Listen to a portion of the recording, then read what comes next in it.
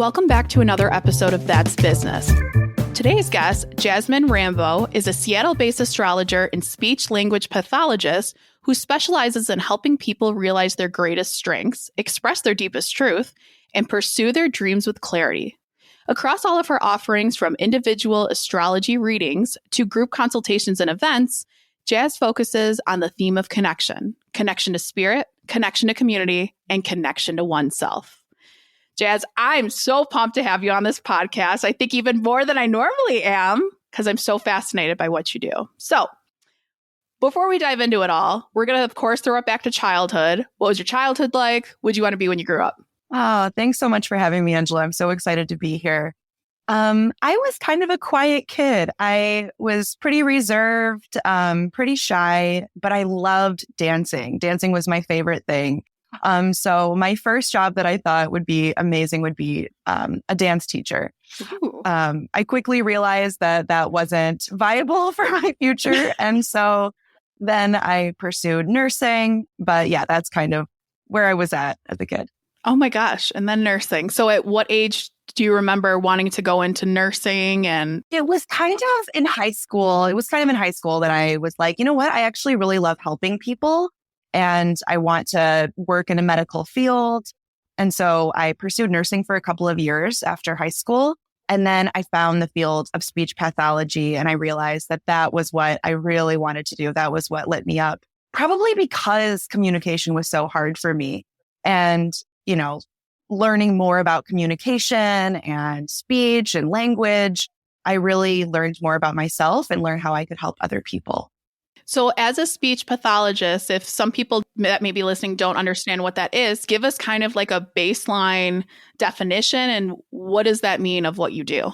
I help people who have a hard time communicating. And this is, you know, kids, adults. There's so much that can kind of go wrong in the brain with planning what you want to say and then being able to speak what you want to say. So I can help anybody who has a hard time either pronouncing things or putting words together or even just expressing themselves with more clarity. That's such a huge skill, and especially going, I mean, honestly, a 180, like you said, being a quiet kid and expressing that. And I feel like a lot of times you don't realize it's an issue until being an adult, or a few of my friends that are dyslexic honestly didn't even realize it. They just knew they weren't good at school. So having someone like you really helps out too. Totally. Yeah, it's such a joy. And now that I'm, you know, also an astrologer, I can kind of help people figure out their strengths in communication and also how to improve their communication through the birth chart and through astrology. Ooh, which we are definitely going to get to, which I'm excited about. But with the speech pathology work you do with clients, what are some of the basic tips that you support with or help them with in their communication styles? Oh, thanks for asking that. I think the main thing I like to start with is the breath.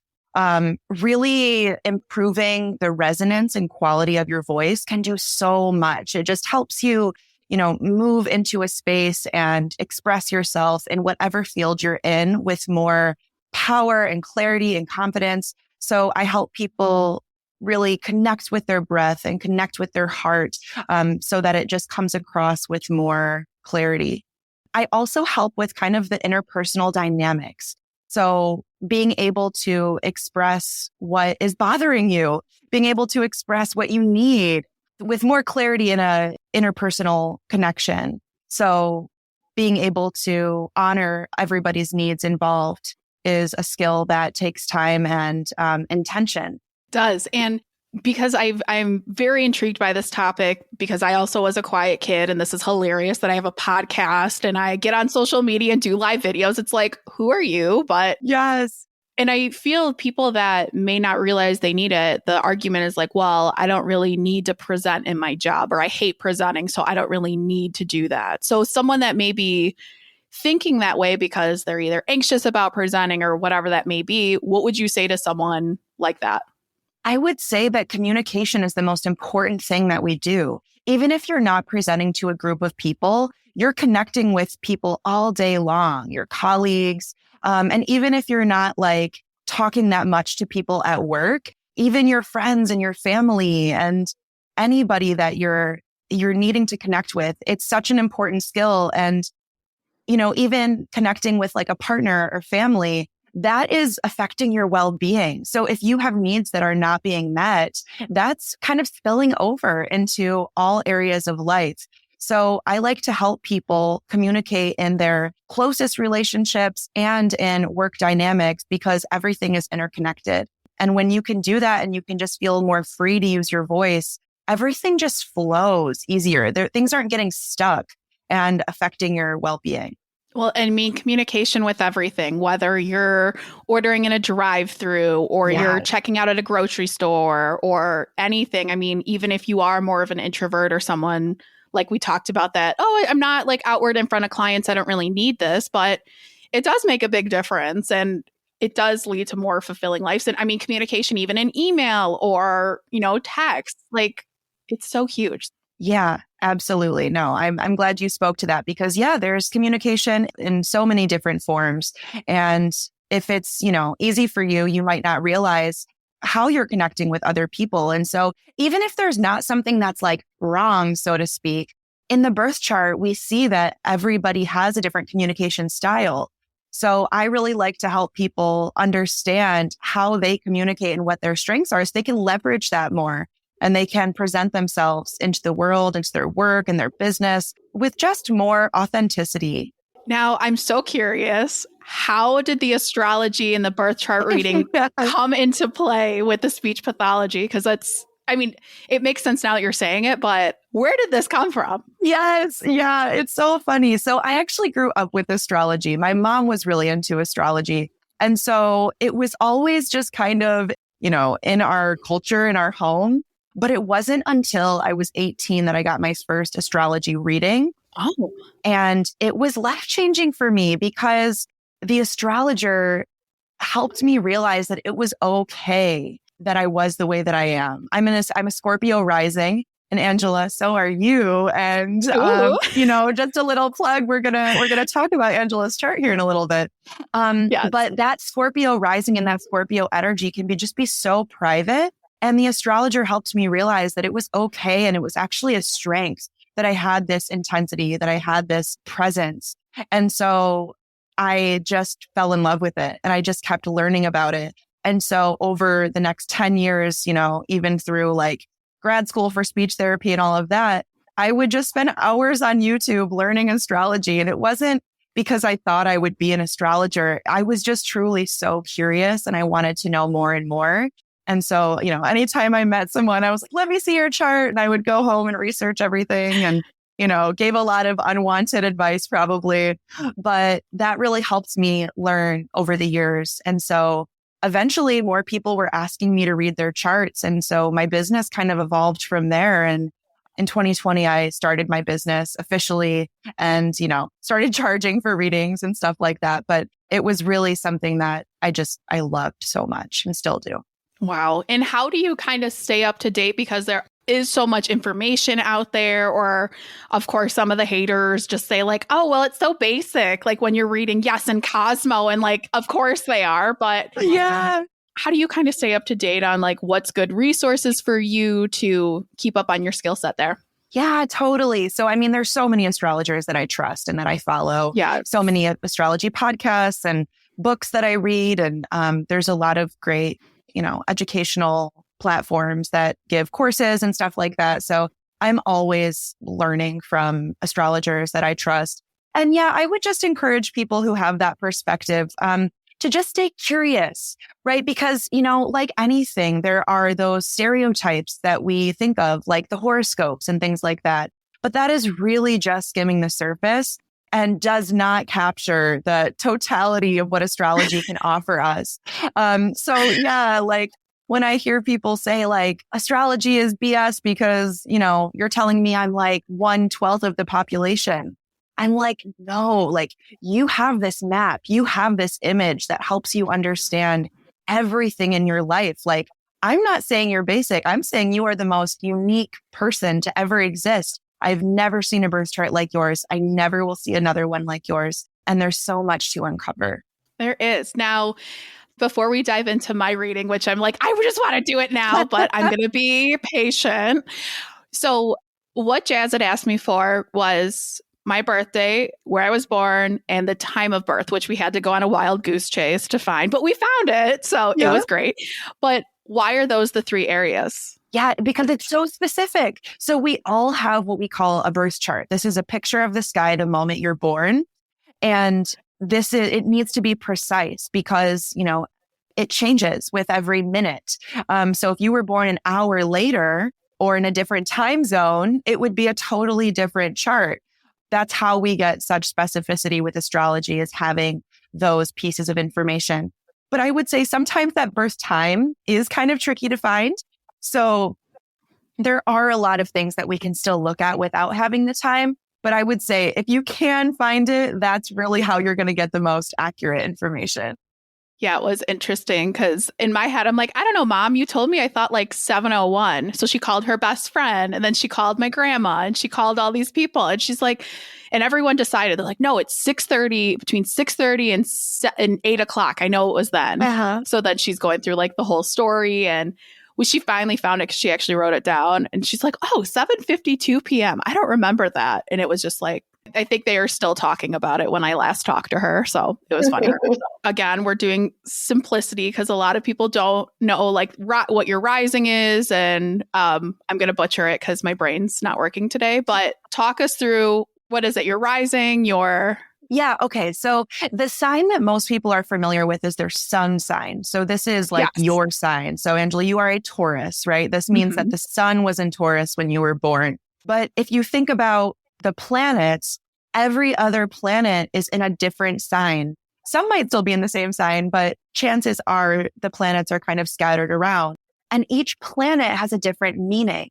So when we think about your sense of self, your personality, that's when we look to the sun sign. I, of course, am interested in communication. So I also think a lot about Mercury. Mercury is how we communicate. So yeah, I'll mention your sun and Mercury. We also think about the moon sign. So the moon is your emotional needs. The moon is kind of like the bottom of the iceberg. If the sun is like the tip of the iceberg, it's the most visible. The moon is under the iceberg and really speaks to what you need emotionally, who you are when nobody's looking, what makes you feel safe. So this is a very internal sign. And then we have the rising. And so the rising isn't actually a planet. This is the sign that was on the horizon the moment you took your first breath. So if listeners can imagine a circle, right, it kind of looks like a clock. Your birth chart kind of looks like a clock. It's divided into 12 equal sections, or depending, I don't want to get too into the weeds. So they're not always equal. Yes. But every birth chart, the rising sign is that 9 o'clock point of the clock. And so that rising sign really sets up the whole architecture of the chart. And the rising actually, to me, is the most important thing. Because the rising is your whole perspective of reality. Like I said, it's not a planet. It's not like a voice within us. It's more like the whole theme of your life. It's the energy that is rising within you throughout the course of your life. It's kind of like the most soul level that we can get to. So those are your big three, your sun, moon, and rising. So if someone asks you, what are your big three? Those are the placements that we're talking about. Oh my gosh, that's awesome. I'm so excited for this. But this is great. Now, with your communication style, kind of molding the two with the speech pathology and astrology here, going through people's birth charts, how do you kind of wrap that together with communication when you're working with clients? Yeah, so I always start by just getting to know the client. Sometimes clients have more challenges communicating within their work environment. So if we're really thinking about career, I look at their Mercury sign as well as what we call the midheaven. And this is the top of the birth chart. And this is all about your career. So I can really help clients understand what people see in them and their career, what they want from them, how to kind of position themselves. And so I might talk about how to kind of blend some of those energies and present themselves in, the most authentic way possible.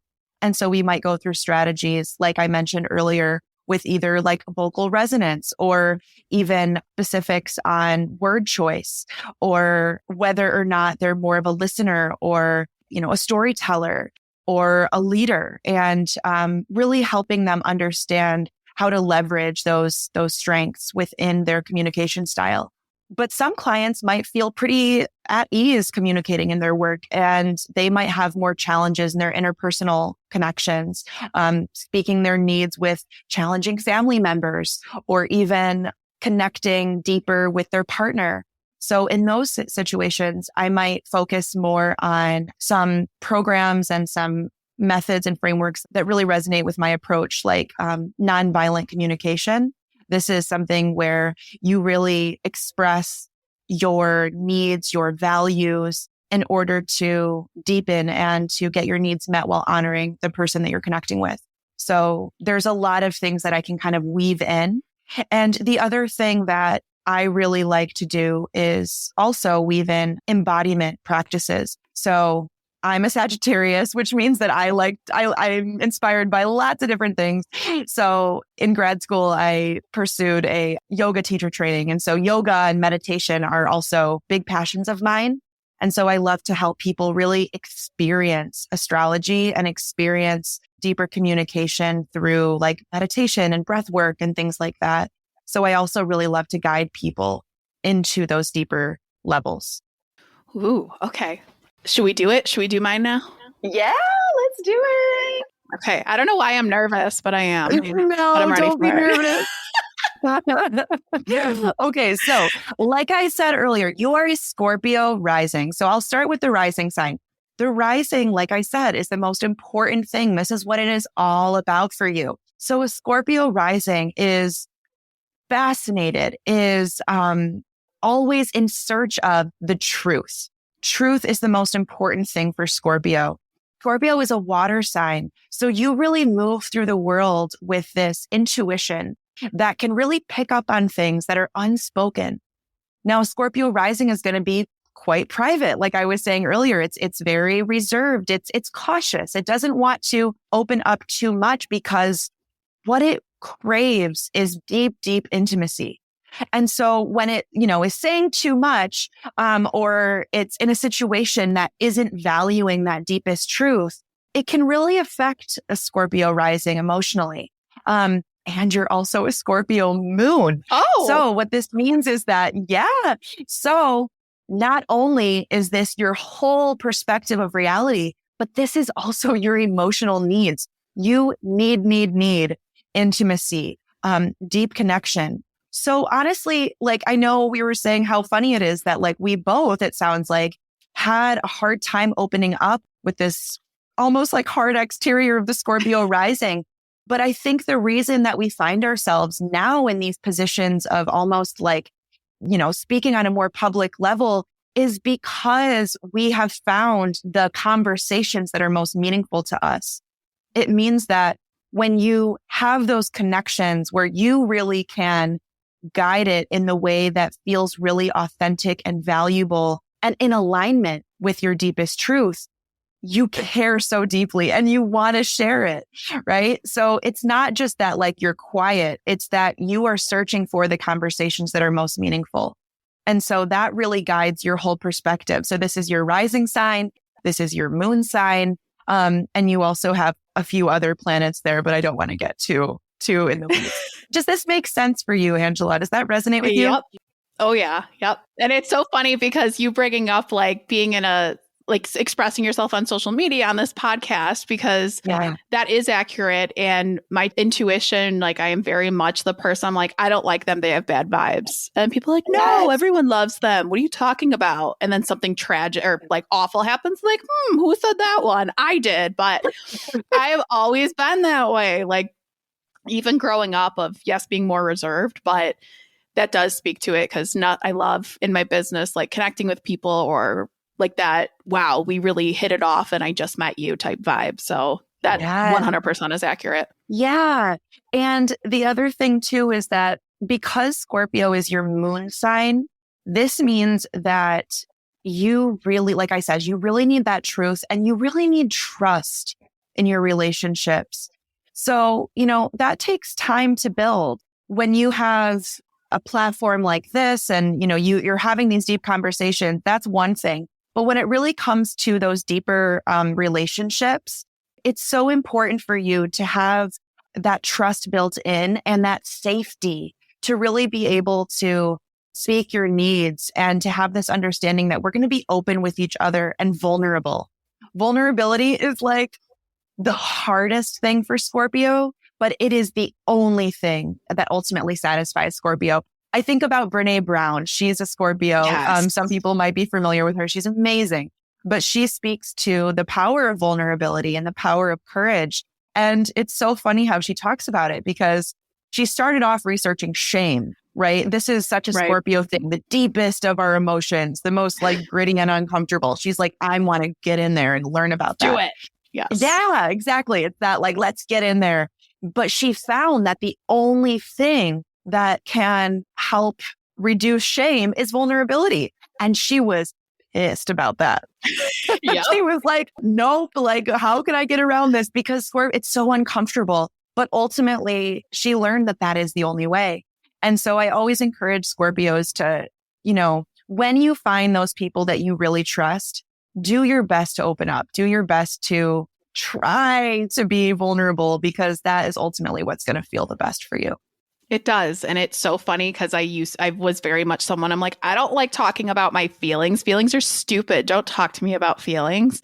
So that definitely resonates. And then realizing like, oh, if you share your feelings and be authentic, like you have that deeper connection. So this is all like making sense. So I'm just over here giggling. Yes.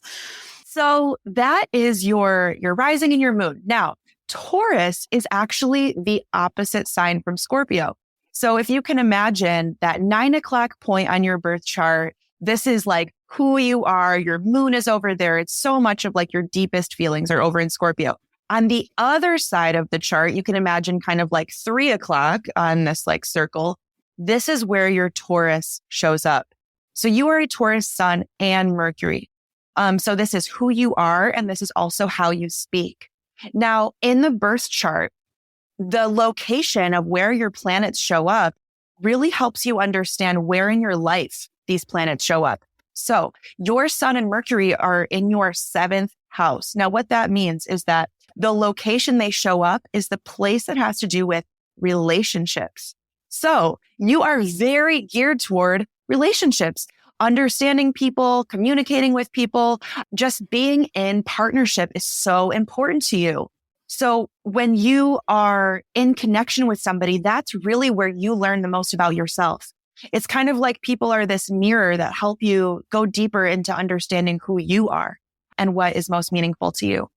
So it's like your moon is over with your Scorpio being like deeper. But then your Taurus and your Taurus sun and Mercury are like, yeah, but I'm just really curious about people and I just want to get to know people and like have these conversations and connect and learn through life with partnership. Does that make sense for you? Does that resonate?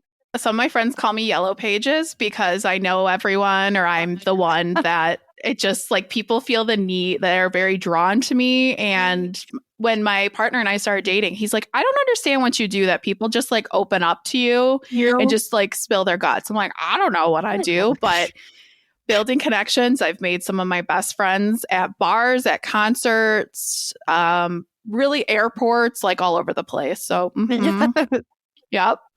Totally. No. And I think it's so funny because when we look at your chart, we see that the sun and Mercury are very, very close together. So what this means is that, again, Mercury is how we communicate. So when you have somebody that has Mercury so close to like their sun, there's a certain amount of directness that you speak with. There's not like a translation that needs to happen between who you are and how you speak. It's very straightforward. It's like, this is who I am and this is what I've got to say. They're on the same page. Now, it's interesting because when we're talking about Taurus, this is earth energy. And Taurus is fixed earth, which means that it is kind of like the slowest moving, steady, diligent sign that we have. But at the same time, it's going to be direct. So you really like to take your time to think things through. But once you know how you feel about something, you're going to speak with a certain directness that really can feel quite, empowering and strong. And like, it's just really solid. Does that make sense for you too? I pride myself in my directness, Yes. period, that we have a family motto, which I would love to know what my mom's chart is too, because we very much say, like, if you don't want the truth, then don't ask. So, That is so like Scorpio too. So we definitely say that. And my initial gut was like, no, I feel like I don't think things through. I'm more of like, I just say it. But realistically, I am one that like keeps myself up at night thinking of something. And I do, before I present it, kind of think things through of whether it's like a certain event or a certain offering for the business. And to me, it may seem like, I think to other people, it's like, oh, you just thought of this, like you haven't thought it through. But it's like, no, this has been in my head for like 2 months and I'm just telling you now. Exactly. Yeah. So you're right. Yeah. Because the Taurus takes its time and the Scorpio keeps it close to its heart, right? So you're thinking about it, but you're very intentional about how you share things. Like nothing about this is like flippant. It's not like you're just thinking of something and saying it off the cuff. Like you are thinking things through very intentionally. And when you do decide to speak to something, it really lands for people because that Taurus is so integral and it has so much integrity. And so people really trust you, trust your thoughts and your perspectives on things because that Earth energy is so strong and really has so much of that like leadership and that guiding quality to it. You are damn good at what you do because I'm just like brain and exploding the thing is here. There's so much. I love doing these quick readings because I'm like, I love giving people a taste, but there's so much that I want to say. So we'll have to chat more about your charts. We will. Oh my gosh. You're amazing. Back to you and your business. Are you taking on new clients or what is the next few months, year have in store for you? Absolutely. Yeah. So I do individual readings. I'm always taking on new clients. I, always have availability. I also love doing group consultations and corporate consultations. So I will go into teams and, meet with groups virtually and help teams understand the strengths involved with everybody on the team so that people can really understand each other on a deeper level. A lot of corporate teams will do like, Myers-Briggs tests or like all these different personality tests, which are wonderful. But I always think it's kind of funny that people say like, well, we like Myers-Briggs, but not astrology because Myers-Briggs is actually based off astrology. That's even funnier. I know. So I like to say that I'm a mystic who really likes demystifying things. I love bringing, these very ancient mystical practices into contexts and situations where people could just use more soul, use more heart and have more of a really authentic, compassionate connection with each other. And also it's like, yes, the communication and like the logistics, like all of that is so powerful, but it's also just so beautiful to see people feel validated and feel that they can feel seen by the people that they work with. I also do this with like friends and families and stuff like that. So if there's anybody that you just want to build a more deeper connections with, astrology can be such a great way to do that. And it's also just fun. So it is fun. Exactly. Oh my gosh. Amazing. Now, this is a lot of fun. But as we wrap this up, Jazz, what advice do you have for listeners? So I would say to listen to your heart. I know it sounds so cheesy, but truly, like your heart is what's guiding you toward your dreams, towards your goals. And that is really the part of you that needs to be like leading, So get quiet, listen, tune in, breathe, and just trust that you have what it takes. Oh, that's incredible. And it's true. It's like, it's so simple, but it's so true. And you do need to listen. So this was so much fun. I'm so excited to explore more because my brain is just like mush right now thinking how accurate this is. But for those of you listening, if you want to work with Jazz and see the amazing work she does, head to the show notes and reach out to her. But thank you again for listening to another episode of That's Business.